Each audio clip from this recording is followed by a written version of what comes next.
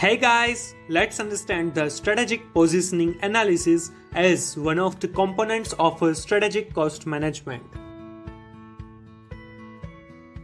Before understanding the strategic positioning analysis, I want to tell you a story. Gujarat के एक town में मेरी hotel है. हमारा town kind of tourist place है, बट नंबर ऑफ होटल्स काफी कम है. हमारी होटल टाउन में काफी बड़ी है. आप लोग आ सकते हैं विजिट करने के लिए. Recently local touring development association ने टाउन की सारी होटल्स का इंस्पेक्शन किया था. They had rated and ranked hotels of town according to their services and facilities. उन लोगों को हमारी होटल का ऑर्गेनाइजेशन, कस्टमर ओरिएंटेड कल्चर और सारी एक्टिविटीज में सिस्टमैटिक अप्रोच पसंद आया. लेकिन कोविड-19 और सीजनल चेंजेस के कारण लेस ऑक्यूपेंसी से वो थोड़ा सा डिसअपॉइंट हुए. उन लोगों को हमारा बैंक्वेट हॉल और उसकी ऑक्यूपेंसी अच्छी लगी. हालांकि बैंक्वेट हॉल छोटा है, बट कोविड-19 सिचुएशन में काफी ऑक्यूपाइड था due to small gatherings and small events. उन लोगों को हमारे फूड की क्वालिटी, टेस्ट, वेराइटीज, स्टाफ का बिहेवियर और पोलाइटनेस एंड इंफ्रास्ट्रक्चर बहुत पसंद आया. हमें सेकंड रैंक दिया गया in the list of hotels of town.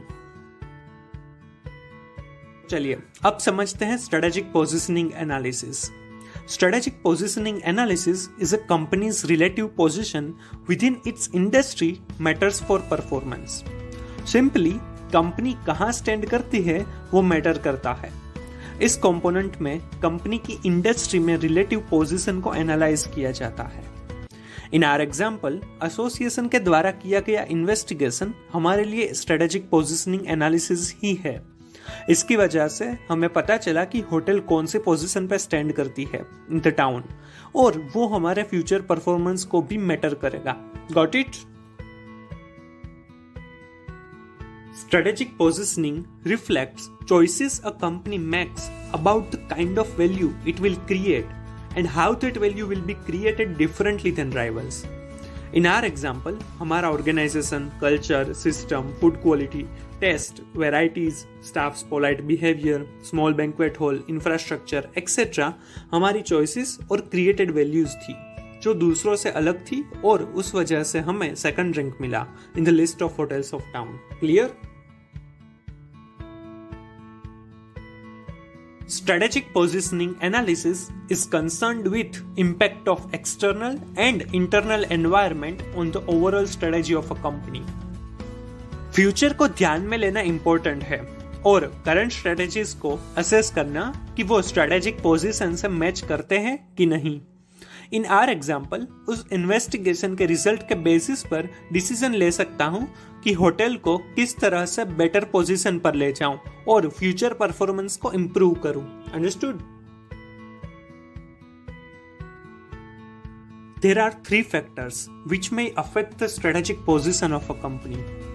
पहला है organisation, values, culture and systems. Organisation मतलब hierarchies of management, authorities and responsibilities etcetera. Values मतलब बिलीव्स, फिलोसॉफीज और प्रिंसिपल्स ऑफ अ कंपनी जो बिजनेस को चलाता है. कल्चर मीन्स ऑर्गेनाइजेशन में चल रही प्रैक्टिसेस एंड एटीट्यूड. और सिस्टम्स मतलब डिजायर्ड रिजल्ट्स को अचीव करने के लिए जो प्रोसेसेस, मेथड्स और कोर्स ऑफ एक्शन डिजाइन किया जाता है. ये चारों चीजें डिस्क्राइब करती है कंपनी को और कंपनी की पोजीशन को. क्लियर? दूसरा फैक्टर है एक्सटर्नल एनवायरनमेंट. एक्सटर्नल एनवायरनमेंट मतलब ऑल दी एक्सटर्नल फैक्टर्स जो कंपनी को अफेक्ट करते हो. ये सारे फैक्टर्स कंपनी को किस तरह से अफेक्ट करते हैं वही कंपनी की रिलेटिव पोजीशन डिसाइड करता है. एक्सटर्नल एनवायरनमेंट को एनालाइज करने के लिए PESTEL model, that is PESTEL, मतलब कि political, economic, social, technological, environmental और लीगल फैक्टर्स, या फिर Porter's 5 forces can be used to analyse it. Porter's 5 forces का डिटेल्ड एक्सप्लेनेशन वीडियो पार्ट 10 में कवर होगा. इन अवर एग्जाम्पल, कोविड-19 सिचुएशन और सीजनल चेंजेस एनवायरमेंटल और सोशल फैक्टर है जो हमारे लिए आउट ऑफ कंट्रोल है. ये एक्सटर्नल फैक्टर्स है जिसकी वजह से दूसरे होटल्स भी अफेक्ट हुए थे. करेक्ट? और तीसरा है इंटरनल एनवायरनमेंट, जिसमें कंपनी के रिसोर्सेज और कॉम्पिटेंसेस इंक्लूड होते हैं. रिसोर्सेज में वेरियस रिसोर्सेज इंक्लूड होते हैं, like financial resources, physical resources, human resources and information resources. In our example हमारा banquet hall, chef and staff, infrastructure, better resources थे। और competencies means capabilities, innovations, quality, risk taking capacity वगैरह। In the example quality and varieties of food हमारी capabilities थी, right? ये दोनों चीजें internal environment को डिस्क्राइब करती है और ये तीनों फैक्टर्स इंडस्ट्री में कंपनी की रिलेटिव पोजीशन को रिफ्लेक्ट करते हैं। तो कंपनी को इस तीनों फैक्टर्स को एनालाइज करना चाहिए और डिसाइड करना है किस तरह से वैल्यू क्रिएट कर सके। Clear? Hope you are clear with the concept.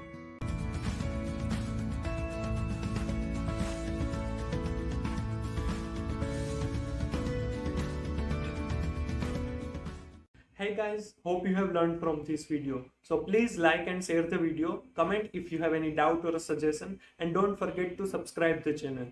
Keep watching, keep learning. In short, it is quick. Thank you.